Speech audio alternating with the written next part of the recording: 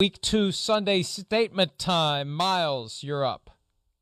Give me Tua Tagovailoa. I mean, what a performance by him. Anytime you're getting 6 touchdowns, that says a lot. And to be able to bring the team back as he did, we said it earlier in the show, he was the straw that stirred the drink, and you have to be that. And look, it's just a performance that Tua can now really build upon, I think. And that's the kind of thing that they need down there in Miami. We'll see if he can continue to stack those blocks.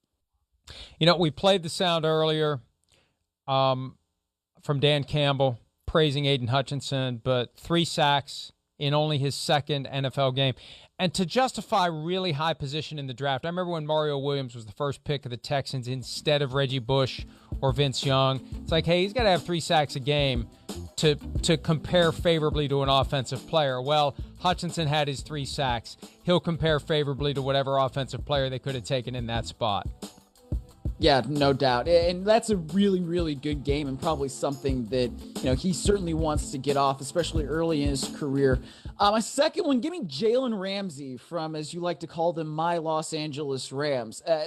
He had not so great performance against Buffalo in week 1. I think we all saw it.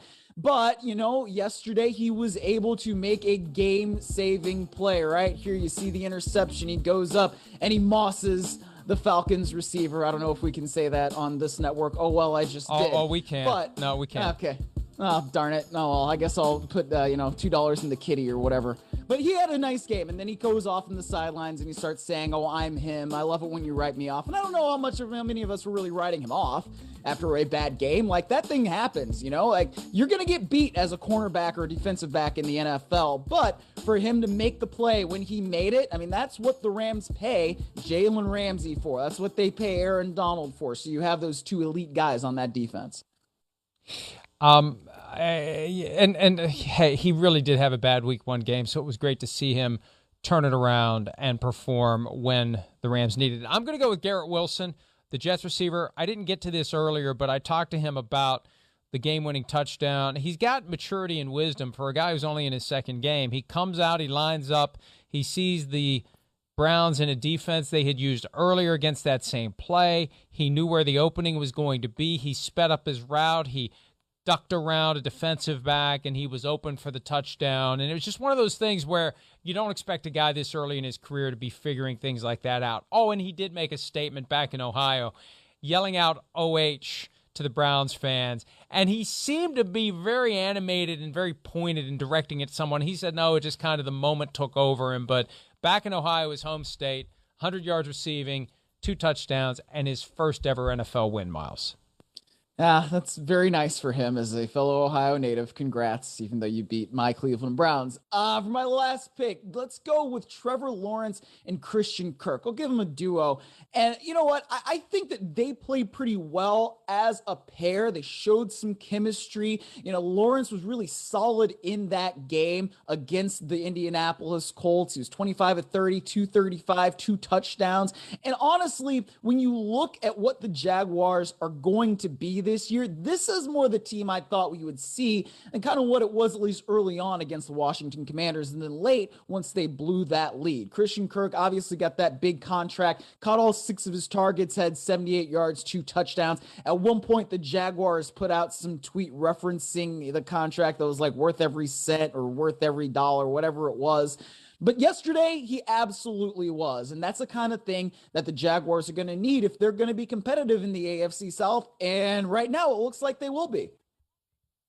I agree with you, and it is amazing to see this team turning it around. It goes back to that Colts game last year, Week 18. Trevor Lawrence really kind of came of age in a game the Jaguars didn't need, knocked the Colts out of the playoffs or kept them from getting there. Same thing. I will go with the Buccaneers defense. And I know that it's a little broader than we're supposed to, but I don't care because they stepped up when they needed to. They kept the game close when the Buccaneers weren't scoring points, and then they lowered the boom in the second half with multiple interceptions of Jameis Winston. Jamel Dean had 2 himself. There was a pick 6. It was a thing of beauty for that Bucs defense. And when Todd Bowles takes over as the head coach, the defensive coordinator, he wants more of a grinded-out effort. He wants more running. He wants better defense, and he got better defense yesterday. By the way, updating what we discussed earlier, and I tweeted this during a commercial break. The NFL is looking today at all aspects of the fight yesterday in the Saints-Bucks game, including sidelines. And I got that information when specifically asking about Bruce Arians and whether or not he will be removed or there'll be some sanction, but he clearly was mouthing off and instigating whatever it was that happened. So stay tuned for that. Let's take a break. Stay tuned tonight. An overlapping doubleheader with 2 games being played at once. I didn't like it last week. I don't like it right now, and I'm really going to hate it tonight because I want to watch one game at a time. We'll get you ready for Titans, Bills, and Vikings, Eagles when PFT Live continues right after this. Hi, I'm Mike Tirico, and thanks for watching. Make sure to hit subscribe for the latest news and highlights from NBC Sports.